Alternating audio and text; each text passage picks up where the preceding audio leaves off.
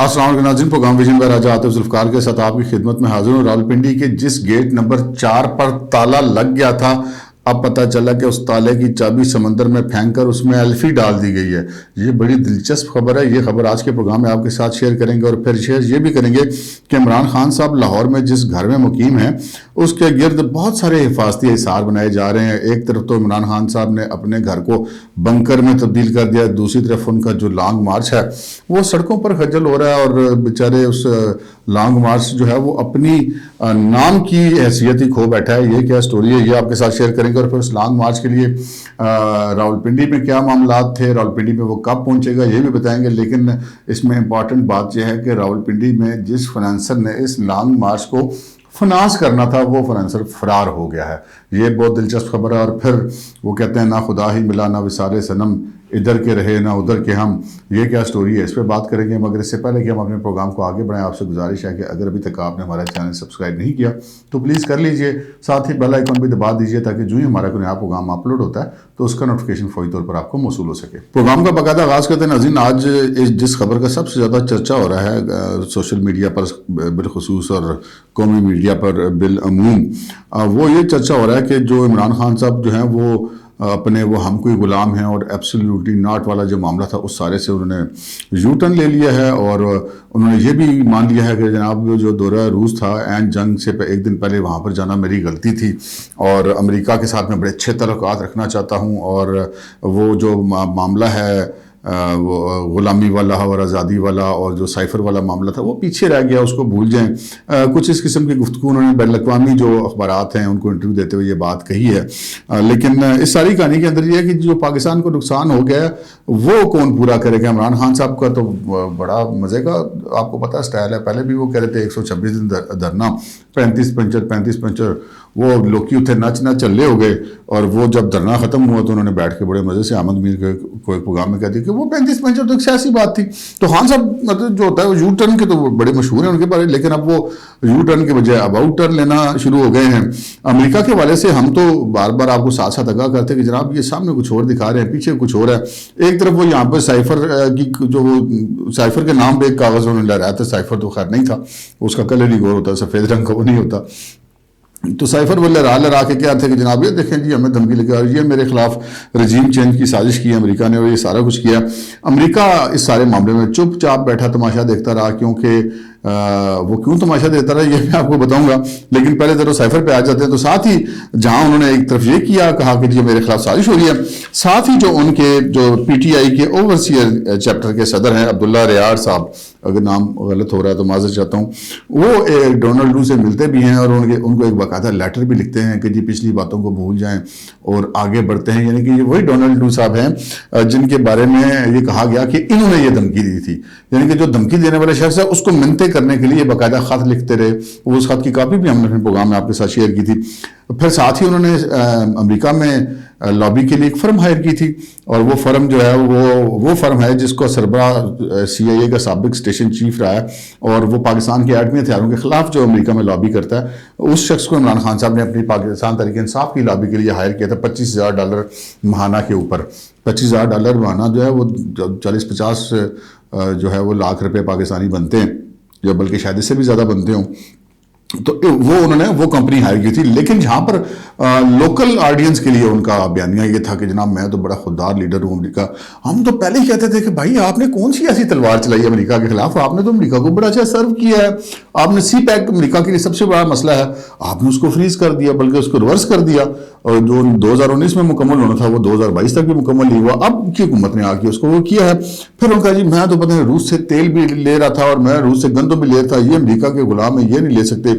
اب پتہ چلا کہ وہ امریکہ کے جو روس کے جو سفیر تھے انہوں نے اس وقت ایک بیان دے دیا تھا کہ نہیں جناب ان کی کوئی بات نہیں، یہ روس کے ساتھ کوئی ایسی، لیکن پبلک کا کیا ہے، پبلک کو پیچھے لگانے کا تو بات ہی کوئی نہیں ہے۔ حقیقت یہ ہے کہ اس وقت جن کو یہ کہتے ہیں کہ امپورٹڈ گورنمنٹ ہے، اسحاق ڈار صاحب نے ابھی آج یہ اناؤنس کیا کہ جی جس ریٹ پر بھارت تیل لے رہا ہے روس سے، پاکستان نے اس سے وعدہ کر لیا اس تیل لینے کا، اور آج سے تقریباً 1.5-2 مہینہ پہلے یہ خبر بھی آ گئی تھی کہ پاکستان نے روس سے گندم بھی لینے کا وعدہ کر لیا۔ اب یہ دونوں چیزیں کام ایسے ہیں جو امریکہ کو قطعاً پسند نہیں آئیں گے۔ تو عمران خان صاحب جو ہیں وہ کہتے کچھ ہیں کرتے کچھ ہیں۔ پھر اس کے ساتھ ساتھ انہوں نے جو امریکہ کے جو سفیر تھے وہ جب پاکستان میں آئے تو انہوں نے اپنی اسناد سفارت پیش کرنی تھی صدر عارف علوی کو. نہ صرف یہ کہ انہوں نے اس اسناد سفارت پیش کی لیکن اس سے پہلے وہ جا کے بنی گالہ میں عمران خان صاحب سے بھی پتہ چلا کہ ملے ہیں. پھر جو امریکہ کے جو دو لوگ ہیں جو لابسٹ ہیں، ایک جو ان کے جو تھے یہاں پہ معاون برائے جنوبی ایشیا جو زلمہ خلیل زاد، وہ ان سے آ کے ملے بنی گالہ میں، اور وہ ان کی لابنگ کرتے رہے اور پاکستان کی اسٹیبلشمنٹ کو ان کی سفارش بھی کرتے رہے. پھر عمران خان صاحب کے کہنے پہ جو ایک اور لابسٹ ہیں جو پاکستان کے سابق جو ایک سفیر ہوا کرتے تھے رافل صاحب، وہ جو ضیاء صاحب کے ساتھ طیارے میں ہلاک ہو گئے تھے، جب وہ گرا تھا تو سفیر صاحب ہلاک ہو گئے تھے، تو وہ ان کی جو بیوہ ہیں رابن رافل، وہ لابسٹ کا کام کرتی ہیں، وہ بھی یہاں پر پاکستان میں آئیں، عمران خان صاحب سے ملی اور پاکستان کی اسٹیبلشمنٹ کے لوگوں سے مل کے بھی عمران خان صاحب کی سفارشیں کرتی رہیں. اس کے علاوہ عارف علوی بھی منتیں کرتے رہے، عمران خان صاحب خود منتیں کرتے رہے. عارف علوی کی منتیں طلب پہ باجوہ صاحب ایک دو دفعہ ملے بھی عمران خان صاحب سے، اور عمران خان صاحب نے ان کی منتیں طلب بھی کی، اور جب وہ دیکھا کہ وہ ملنے پہ راضی ہو گئے تو پھر وہ اپنے اسی پرانے موڈ میں آ گئے، تو پھر وہ ملاقاتیں جو تھی وہ کسی اچھے نوٹ پہ ختم نہیں ہوئی. اور اس کے بعد سنا کسی سیف ہاؤس میں بھی کوئی ملاقات ہوئی تھی. تو ایک طرف سے یہ کوششیں کرتے رہے اور پھر دوسری طرف سے وہ دن کو وہ ان کو برا بھلا اور میر جعفر اور میر صادق اور جانور ہوتا ہے اور نیوٹرل نہیں ہو سکتے اور پتہ مسٹر ایکس اور ڈرٹی ہیری اور پتہ نہیں کیا، اور پیچھے وہ باتیں کرتے رہے. تو بالآخر ڈی جی آئی ایس کو آ کے بتانا پڑا کہ جناب یہ اس طرح کی منافقت آپ نہ کریں، رات کو آپ منتیں کرتے ہیں، پاؤں پڑتے ہیں، صبح آپ گالیاں دیتے ہیں. تو خان صاحب جو ہے وہ ایکسپوز ہوتے رہے، لیکن بہرحال خان صاحب ہیں، وہ کسی وقت بھی کچھ بھی کر سکتے ہیں. اچھا، اب خان صاحب جو ہے وہ انہوں نے یہ دیکھا تھا کہ یار یہ اینٹی اسٹیبلشمنٹ بیانیہ جو ہے یہ پاکستان میں بڑا بکتا ہے، تو انہوں نے اس بیانیے کو پکڑ لیا. وہ اپنی طرف سے وہ پیچھے سے بندے بھیج کے کہتے تھے کہ صاحب معاملات گڑی کرنے کی کوشش کرتے رہتے تھے، لیکن وہ سامنے اس طرح کی بات کرتے تھے. وہ جو میں نے آپ سے عرض کی تھی کہ آگے چل کے امریکہ کی بات کروں تو آپ کو امریکہ کے بارے میں ایک بات بتا دوں. امریکہ جو ہے وہ بڑی گہرا چالیں چلتا ہے. وہ دنیا میں اگر ایک کتنے عرصے سے سپر پاور اور سنگل سپر پاور کا سٹیٹس اس نے برقرار رکھا ہوا ہے. ویسے تو خیر 5 سپر پاورز ہیں، لیکن اصل جو سپر پاور ہے دنیا کے اندر دنیاوی اعتبار سے وہ امریکہ ہی ہے. تو وہ اسی طرح نہیں ہے، وہ جو جس ملک میں اس کے خلاف کمپین چل رہی ہوتی ہے، اور یہ تاریخ شاید ہے اس بات کی کہ وہ عموماً بعد میں پتہ چلتا ہے کہ جی وہ جو کمپین چلانے والا تھا وہ تو خود امریکہ کے ساتھ ملا ہوا تھا. تو یہی صورتحال یہاں پہ بھی تھی. عمران خان امریکہ کے خلاف جلسوں میں باتیں کرتے اور ان کے سفیر ان سے مل بھی رہے تھے، اور پھر جب ان کے سفیر جو ہیں وہ کے پی کے ہاؤس میں گئے تو ان کو وزیر اعلیٰ کی کرسی پہ بٹھایا گیا. پھر وزیر اعلیٰ نے منتیں ترلے کر کے ان کی عمران خان صاحب سے ویڈیو کال پہ بات بھی کروائی، انہوں نے امداد بھی ان سے لی. یہ سارے کام وہ کر رہے تھے، لیکن ادھر ادھر وہ باتیں کرتے جلسوں میں. لیکن ایک چیز آپ نے نوٹ کی ہوگی کہ جس جلسے میں بھی کوئی جذباتی کارکن ایسا کوئی نعرہ لگانے کی کوشش کرتا تھا نا امریکہ مرد آباد، تو وہ اس کو روک دیا جاتا تھا. ہم بھی اپنی نوجوانی کے زمانے میں دیکھتے تھے کہ یہاں پہ مرگ بر امریکہ اور امریکہ مرد آباد کے نعرے لگا کے کمپینیں چلائی جاتی تھی. بعد میں پتہ چلتا تھا کہ وہ کمپینیں جن کے زیر قیادت چلتی تھی وہ خود امریکہ کے لوگ ہوتے تھے. تو یہاں پہ بھی اس وقت صورتحال کچھ ایسی نظر آ رہی ہے. اور اب تو عمران خان صاحب کھل کے سامنے آ گئے ہیں. جب انہوں نے دیکھا کہ یار یہ تو کام بڑا خراب ہو گیا تو امریکہ کا آسرا بھی نہ ہاتھ میرا تو کام خراب ہو جائے گا، تو انہوں نے پھر امریکہ کے ساتھ واپس تعلقات بنانے کی کوشش کی اور اپنے اس حقیقی آزادی اور ہم کوئی غلام ہیں اور سائفر اور اس کے وہ مطالبے کرتے رہے ہیں کہ وہ کہا ان کو ہماری ملک کی ایجنسیوں نے کہا، ہماری نیشنل سیکورٹی کونسل میں افواج کے سربراہ نے ان کو کہا کہ جناب ہم نے ساری انکوائری کروا لی ہے، کوئی سازش والا چکر نہیں پایا گیا. لیکن خان صاحب اڑے رہے، اس لیے کہ وہ ان کو ایک سوشل میڈیا کے پہ یا میڈیا پہ ایک اسٹنٹ چاہیے تھا. وہ بڑے پروپیگنڈا کے تو پھر پی ٹی آئی کی سوشل میڈیا ٹیم ماسٹر ہے، کروڑوں روپے پر ڈے اس کے اوپر خرچ ہوتے ہیں، تو اس کا انہوں نے پورا فائدہ اٹھایا. تو بہرحال انہوں نے یہ سارا کچھ کیا. لیکن آج وہ آ کے ایک طرف انہوں نے آزادی مارچ اس کا نام رکھا ہے جو انہوں نے لانگ مارچ شروع کیا. لانگ مارچ نہیں، ویسے کہنے کو تو وہ لانگ مارچ ہے، لیکن آپ اس کو فرلانگ مارچ کہہ سکتے ہیں کہ وہ ایک جگہ سے سامان اٹھاتا ہے، پھر فرلانگ بعد آگے جا کے وہ بند ختم ہو جاتا ہے مارچ. اس کے بعد پھر وہ سامان اٹھاتے ہیں، کنٹینر میں ڈالتے ہیں، اگلے شہر میں چلے جاتے ہیں، وہاں پہ پھر نئے لوگ آ جاتے ہیں. کل اسد عمر صاحب کی ویڈیو بھی آئی تھی جس میں وہ غصے میں تھے کہ یار خالی کرسیاں ہی ہیں، بندہ کوئی نہیں ہے، اور وہ کنٹینر سے واضح لگتی رہی کہ میچ ختم ہو گیا، آپ باہر نکلے ہیں وہ کھاریاں کے اندر. تو وہ اب جو مارچ تھا وہ عمران خان صاحب جب اس میں ہوتے تھے تو کسی اسٹیشن پہ پہنچتے تھے تو 3-4 ہزار لوگ آ جاتے تھے. جب عمران خان صاحب رستے میں ہوتے تھے تو وہ چند سو لوگ رہ جاتے تھے. عمران خان صاحب گھر چلے جاتے، اگلے دن پھر آ جاتے تھے. تو وہ پھر ہوا یہ کہ وہ اب آہستہ آہستہ بندے گھٹ گئے. جب خان صاحب گھر جا کے بیٹھ کے جی میں زخمی ہو گیا ہوں، تو اس کے بعد وہ تعداد سینکڑوں میں، اور سینکڑوں سے اب ہم یہ کہیں کہ درجنوں میں آ گئے. چلو درجن ہم یہ نہیں کہتے کہ 2-4 درجن ہے، ہو سکتا ہے 10-20 درجن ہو، لیکن معاملات اب یہاں تک آ گئے ہوئے ہیں. प्रॉब्लम ये है कि उसका नाम उन्होंने आज़ादी मार्च रख दिया था। अब आज़ादी किससे? अमेरिका की गुलामी से आज़ादी की बात करते हैं, अमेरिका के तौर मिलते शुरू कर दिए हैं। तो अब एक तरफ खान साहब खुद घर बैठ गए, दूसरी तरफ जो है वो आज़ादी मार्च जो है वो अपनी सारी कुवत खो बैठा है। और वो जो जिस नाम उसका रखा था आज़ादी मार्च, उस नाम से ही आपने रजू कर लिया, यू टर्न ले लिया, बल्कि अबाउट टर्न ले लिया। तो उस मार्च का आपको मुस्तकबिल रह नहीं गया। फिर उस मार्च के हवाले से अगली बात आपको बताऊं कि उसका मुस्तकबिल और क्यों नहीं रह गया। एक तो ये बात है कि वो जो आपने नाम रखा था उससे आप यू टर्न ले गए। दूसरी ये बात है कि आप चूंकि खुद घर बैठ गए हैं, अब चलें मान लिया कि आपको गोलियां लग गई या गोलियों के टुकड़े लग गए या लोहे के टुकड़े लग गए या स्प्रिंटर लग गए या छर्रे लग गए, कुछ भी लगा, बहरहाल आप जख्मी हो गए।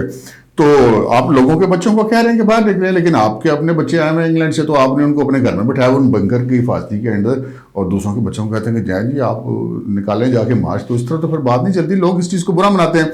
उसके अलावा जो एक बहुत ज़्यादा डैमेज किया इमरान खान साहब को, वो रावलपिंडी इस्लामाबाद में खान साहब की पोजीशन बहुत ज़्यादा ख़राब हुई।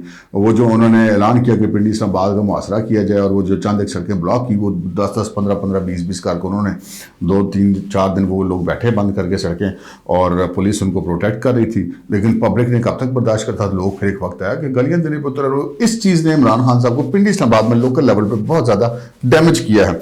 अच्छा, अब ये सारे डैमेजेस हो रहे हैं उनके लॉन्ग मार्च को, और अब आखिरी जो डैमेज वो मैं आपको खबर बता देता हूँ एक्सक्लूसिवली। रावलपिंडी इस्लामाबाद के संगम पे जनाब एक हाउसिंग सोसाइटी है, जिसके एक चौधरी साहब, मैं नाम पूरा नहीं लेना चाहता, चौधरी साहब उसके मालिक थे। उन्होंने इनसे ये कमिट किया था कि जब आपका मार्च यहाँ पे पहुंचेगा तो उस मार्च के लिए एक शहर आबाद में करूँगा टेंट लगा के। तो वो टेंट सारे उन्होंने लगाने थे, उनका खाने पीने का अरेंज करना था, उनकी रहायश का अरेंज करना था। तो वो पता चला जनाब चौधरी साहब दौड़ लगा गए। तो वो अब लॉन्ग मार्च, वैसे भी खैर इतने बंदे नहीं रह गए, अब चौधरी साहब को भी ख्याल करना चाहिए था कि वो हज़ारों लाखों तो बंदे हैं नहीं, तो आपको अगर टेंट लगाने भी पड़े थे, कुछ ज़्यादा से ज़्यादा 100-200 लगाने पड़ जाने थे, तो वो बात नहीं थी। लेकिन बहरहाल चौधरी साहब ने मुनासिब नहीं समझा कि वो भी भाग गए। फिर वो जो बंदे शंदे आने थे, असला शसला आना था, वो भी चीज़ें लीक हो गई। खान साहब खुद भी लीक हो गए, वापस पहुंच गए वहाँ पर। तो ये अब लॉन्ग मार्च का फ्यूचर ये है कि जी सुना है कि अब इतवार हफ्ते तक वो पिंडी इस्लामाबाद की सूरत पहुंच जाएगा, आगे जाके मुतलका जगह पे जाके बैठ जाएंगे, जो अब तक लग रहा है ऐसे। और वो जो पहले सूरत हाल थी, खतरा था कि वो कोई फितना फसाद पैदा होगा, अब वो मामलात सुना है कि गवर्नमेंट ने अब चारों तरफ से वो जो ऐसी उनकी कमक उनको पहुंच रही थी, वो सारे मामला ट्रेस हो गए, बंदे पकड़े पकड़े गए, वो जब प्लानिंग निकल गई तो काम हो गया ख़राब। अच्छा, अब वो जो खान साहब की मैंने अर्ज़ की थी कि वो बैठे हुए अपने वहाँ पे घर में, और वहाँ पे अपने घर में वो यकीनी बात है सरकारी खर्चे पर ही ऐसा कर रहे हैं। एक तो उनका परवेज़ इलाही से इख्तलाफात हो गए, ये भी आपको खबर दे दें। इख्तलाफात पहले भी हमने आपको बताते दिया, लेकिन उसकी मज़ीद डिटेल्स ये पता चली हैं कि वो इस हद तक पहुँचे हैं कि इमरान खान साहब ने उनसे कहा कि भाई आप जो है वो असमिया तोड़ दें। उन्होंने कहा जी मैं तो नहीं तोड़ता असमिया। फिर उन्होंने कहा जी आप रिज़ाइन कर दें। उन्होंने कहा जी मैं क्यों करूँ रिज़ाइन, आप वैसे अपना को बंदा ला के बनवा लें। तो इमरान खान साहब फंस गया। अब इमरान खान साहब चूँकि इस वक्त उनके घर को जो बंकर बनाया जा रहा है वो भी सारा कौमी खजाने से बनाया जा रहा है। अब इमरान खान साहब के पास कोई सरकारी होता नहीं है। वो कहते थे हर बंदे को ये तुम्हारे बाप का पैसा है। तो खान साहब तो हेलीकॉप्टर भी सरकारी इस्तेमाल करते हैं, और वो तमाम तर वसाइल लॉन्ग मार्चेस के लिए भी सरकारी इस्तेमाल कर रहे हैं, अपनी पार्टी के अहदेदारों के लिए भी सरकारी इस्तेमाल कर रहे हैं। 2 सूबों में हुकूमत है उनकी, और वो जो सरकारी वसाइल हैं वो उन वसाइल का लालच है जिसकी वजह से वो हुकूमतें छोड़ना नहीं चाहते। और वो सिर्फ ये चाहते हैं कि जी सिर्फ कौमी असम्बली टूटे, 2 सूबों में मेरी हुकूमत है, और उस हुकूमती मशीनरी की मदद से इलेक्शन जीतना तो मसला ही कोई नहीं है। तो वो इस चक्कर में थे, लेकिन वो बात कोई बनी नहीं। चौधरी साहब से ने असम्बली तोड़ने से कर दिया इनकार, और अब चौधरी साहब को बनता अब क्या कहे। खान साहब पब्लिकली उनको बुरा भला तो कह नहीं सकते, क्योंकि बज़ाहिर वो उनके एतरादी हैं। तो ये अब चौधरी साहब से भी उनके इख्तलाफात हो गए। फिर घर को बावजूद इसके तमाम तर इख्तलाफात है, लेकिन चौधरी साहब खर्चा पूरा करें कौमी खजाने से कि जनाब जितने पैसे कहोगे ऐसे तो हम देंगे। तो वो पता चला कि वो उनके घर को ना सिर्फ पूरे किले में तब्दील कर दिया गया, बाहर उसकी वो रेत की बोरियां, बजरी की बोरियां, वो सारा कुछ किया गया। फिर पता लगा कि जो इन साइड घर में हैं उनके ऊपर जो खिड़कियां हैं उनको भी बुलेट प्रूफ शीशे लगवाए गए। शीशे करोड़ों रुपए के वो शीशे हैं, कोई मतलब 2, 4, 10, 20, 50 हज़ार के वो शीशे या लाख रुपए के नहीं हैं कि वो इतने सस्ते हों। और फिर ये भी पता चला कि वो सिर्फ एक तह नहीं बनाई गई उस शीशे की, उनकी मुख्तलिफ तहें बनाई गई हैं। वो पता नहीं खान साहब को या तो कुछ जान का खौफ बहुत ज़्यादा है, तो या फिर वो क्या से कहते हैं, वो भी कहते हैं जी माले मुफ्त दिले पे हम और ज़्यादा सिक्योरिटी करवाई जाओ। तो यहाँ पर हो सकता है कोई उनको ऐसा कोई सीरियस थ्रेट हो गया, कोई उन सारे बंकरों को तोड़ता हुआ। वो केपी से भी आपने जो फोर्स इलीगल मुबैना तौर पर बुलाई हुई है, वो कहने के बावजूद भी सारे कोई आके आगे घुस जाएगा। تو وہ آپ کو مار دے گا تو ممکن ہے ان کے ذہن میں کوئی ایسا خوف ہو. لیکن خان صاحب کو یہ خیال کرنا چاہیے باقی جن لوگوں کو کہتے ہیں کہ بچے باہر نکلیں, نوجوان باہر نکلیں اور حقیقی آزادی حاصل کریں, خود آپ امریکہ سے تعلقات بھی اپنے ٹھیک کر رہے ہیں اور حقیقی آزادی بھی کر رہے ہیں, لیکن وہ اپنے بچے آپ نے گھر میں بٹھائے ہیں, تو یہ چیزیں ڈیمیج کر رہی ہیں. آگے بڑھتے ہیں جناب.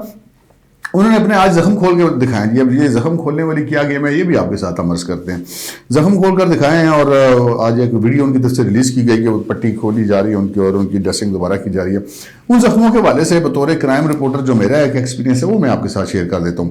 یہ زخم کسی بھی طرف سے 3 زخم دکھائیں گے جی, کسی بھی طرف سے یہ گولی کے زخم نہیں ہیں. گولی کے زخم کی نشانی ہوتی ہے کہ 30 بور کی گولی لگی ہوئی ہے 9mm کی, جیسے کہ کلیم ہے کہ 9mm کی فائر ہوئے ہیں. وہ 9mm کی گولی جہاں پہ لگتی ہے وہاں پہ جو ہے وہ جہاں سے وہ انٹر ہوتی ہے اس جگہ پہ وہ کالا نشان بناتی ہے. آپ کو یہاں پہ کوئی کالا نشان نظر نہیں آ رہا. ان کے تینوں زخموں میں آپ ویڈیو ساتھ چل رہی ہے, آپ دیکھ سکتے ہیں کوئی کالا نشان موجود نہیں ہے. اور دوسری بات ہے کہ گولی جہاں سے انٹر ہوتی ہے اس کی دوسری سائڈ سے ایگزٹ بھی ہوتی ہے, تو ایگزٹ والا کوئی زخم موجود نہیں ہے. وہ آگے سے اگر اتنا سوراخ ہے تو ایگزٹ جہاں پہ ہوگی تو وہاں سے 1.5-2-2.5 انچ کا سوراخ ہو جاتا ہے. تو وہ خان صاحب کی ٹانگ پہ گولی لگنے کے بعد ایگزٹ کا نشان نہیں ہے. ہم یہ فرض کر لیتے ہیں کہ گولی چھو کے گزر گئی تو وہ پھر جہاں پہ یہ نشانات ہیں ٹانگ کے گوشت کے سینٹر میں ہیں, اور سائڈ پہ نہیں ہے کہ ہم کہیں کہ گولی چھو کے گزر گئی. سو یہ گولی نہیں ہے 2-3 وجوہات کے بنا پر. ایک کہ چھو کے نہیں گزری, بیچ میں پیوست ہوئے. دوسری کہ وہ جو انٹری پوائنٹ ہے وہ جگہ بلیک نہیں ہے. تیسری کہ اس کا ایگزٹ پوائنٹ نہیں ہے. اگر ایگزٹ پوائنٹ نہیں ہے تو وہ صرف ایک وجہ سے نہیں ہو سکتا, اور وہ وجہ یہ ہو سکتی ہے کہ آپ ہڈی جو ہے وہ اس گولی کو روک دے. لیکن وہ اگر ہڈی اس گولی کو روکے تو ہڈی کے پھر وہ چورو چور ہو جاتی ہے. پھر وہ یہ نہیں ہو سکتا کہ بندہ اپنی ٹانگ پہ کھڑا بھی ہو سکے, یا کبھی بھی وہ مطلب ٹانگ اوریجنل دوبارہ اس کی مرمت بھی نہیں ہو سکتی, وہ پلستر ہونے کے بعد بھی ٹھیک نہیں ہو سکتی. آپ راڈ شاٹ مطلب چورے کو تو ٹھیک نہیں کیا جا سکتا, ٹوٹ جائے اس کو ٹھیک کیا جا سکتا ہے, لکیر آ جائے اس کو ٹھیک کیا جا سکتا ہے, لیکن اس طرح کا کوئی معاملہ بھی نہیں ہے. تو یہ جو ہے وہ جو پہلے ڈاکٹر فیصل سلطان نے اپنی ابتدائی بریفنگ میں کہا تھا نا کہ یہ ٹکڑے لگے ہیں کوئی, وہ گولی کے ٹکڑے کیا تھے, لیکن 9mm کی گولی کے ٹکڑے نہیں ہوتے, اور چھرے کے ٹکڑے ہوتے ہیں. تو پھر وہ جو تفتیشی ہم نے آپ سے عرض کی تھی موقع پہ جو ٹیمیں تفتیش کر رہی ہیں انہوں نے یہ بتایا تھا کہ جی اوپر سے کسی بندے سے کوئی چھروں والی گن, چھرا یعنی کہ 12 بور کی گن جو ہے جس کے بیچ میں سے چھرے نکل کے ایسے اسپرٹ ہوتے ہیں, تو وہ لگے ہیں. خان صاحب کو بھی لگ گئے ہیں اور بھی لوگوں کو لگ گئے ہیں. تو بلٹ کا برحال یہ نشان نہیں ہے. اب یہ انہوں نے کیا کیوں تھا؟ کیا یہ تھا کہ ہر طرف سے ہو گیا تھا جواب, لانگ مارچ دن بدن زوال کی طرف جا رہا ہے, جو وہ آگے بڑھ رہا ہے وہ اس کا بیڑا ہی غرق ہوتا جا رہا ہے, تو بندے ہی نہیں آ رہے. تو خان صاحب نے ایک آخری کوشش کیا, اوپر سے وہ اپنے بیانیے سے بھی مکر گیا, امریکہ سے بھی تعلقات خراب کرنے کا حوصلہ عمران خان صاحب نے نہیں رکھا. سیاست کے لیے استعمال تو کر لیا, جو ملک کو نقصان ہونا تھا وہ تو ہو گیا, لیکن آگے پھر انہوں نے حوصلہ نہیں رکھا, تو آج وہ اپنا حوصلہ چھوڑ بیٹھے اور انہوں نے کہہ دیا. اب وہ کہتے رہنا کہ جی وہ میں نے تو اس وجہ سے کہا تھا, اس وجہ سے کہا تھا کہ ہر ایک سے تعلقات اچھا رکھنا چاہتے ہیں, تو باقی بھی تو سیاستدان یہی بات کرتے ہیں کہ سب کے ساتھ اچھے تعلقات ہونے چاہیے. ان کو تو آپ کہہ دیتے وہ غلام ہے یا غدار ہے, لیکن اب یہاں پہ معاملہ کچھ اور تھا. تو زخم جو کھول کے انہوں نے دکھائے تھے, ہمدردیاں حاصل کرنے کی کوشش کی لوگوں کی کہ شاید یہ دیکھ کے اور لوگ نکل آئیں گے, لیکن ابھی تک وہ 5-6 گھنٹے تو ہو گئے ہیں وہ ویڈیو سرکولیٹ ہوتے ہیں, ابھی تک بندہ کوئی نہیں نکلا, اور یہ الٹا ان کا پول کھل گیا کہ یہ گولیوں کے نشان نہیں ہے. یہ ایک کنفرم بات ہے. آگے بڑھتے ہیں جناب. وہ میں نے آپ سے عرض کی تھی کہ جی گیٹ نمبر 4 پر تالا تو لگ ہی گیا تھا, لیکن اب پتہ چلا کہ وہ نہ صرف تالا لگا تھا بلکہ اس کی چابی سمندر میں پھینک کے تالے میں بھی الفی ڈال دی گئی ہے.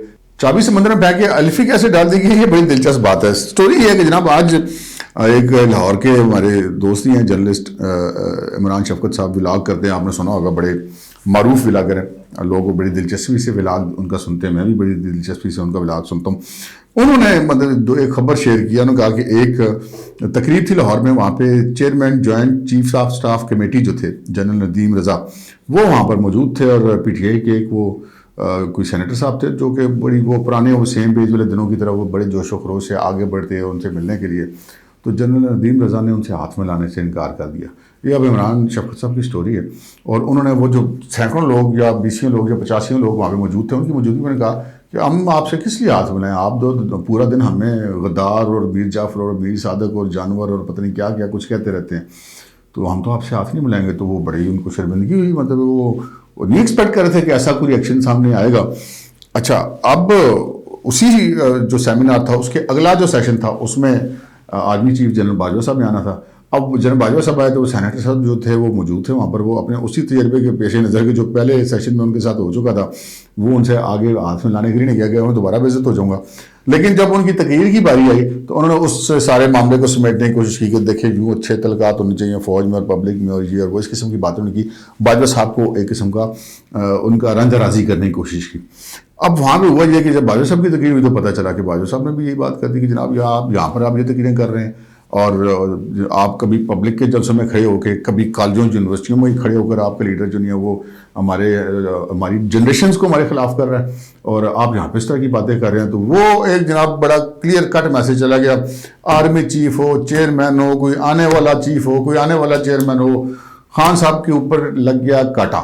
اب وہ کاٹا ختم ہونے لگا. وہ جو گیٹ نمبر 4 پہ تالا لگا تھا اور خان صاحب اس کی چابی حاصل کرنے کی کوشش کرتے، کبھی عارف علی صاحب کے تھرو منتیں کرتے تھے، کبھی وہ میجر صاحب سے، وہ ریٹائرڈ میجر جو ان کے دوست ہیں جن سے وہ انکاری ہو گئے ہیں، کبھی ان کے تھرو کوششیں کرتے تھے، کبھی کس کے تھرو، کبھی فواد چودھری کو بھیج دیتے تھے، کبھی پرویز خٹک کو، کبھی اسد عمر کو. ہر طرف سے جواب ہو گیا.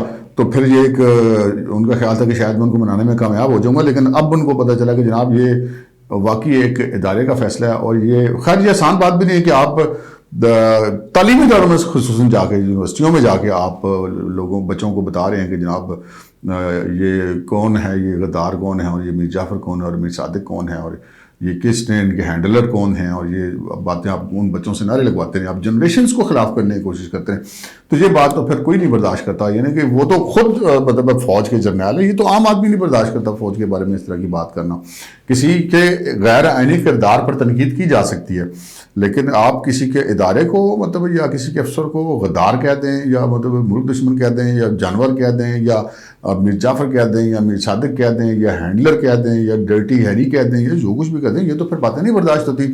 تو خان صاحب کو ہر طرف سے ہو گیا جواب، اور خان صاحب کی جو گاڑی ہے سیاست کی اب وہ تیزی سے زوال کی طرف جا رہی ہے. دیکھتے ہیں کہ آئندہ الیکشن جو کہ بظاہر لگتا ہے کہ اپنے وقت پر ہی ہوں گے، اس وقت تک ان کی گاڑی اور کتنی گہرائی میں جاتی ہے. اب تک کے لیے اتنا ہی، اجازت دیجیے. اللہ حافظ.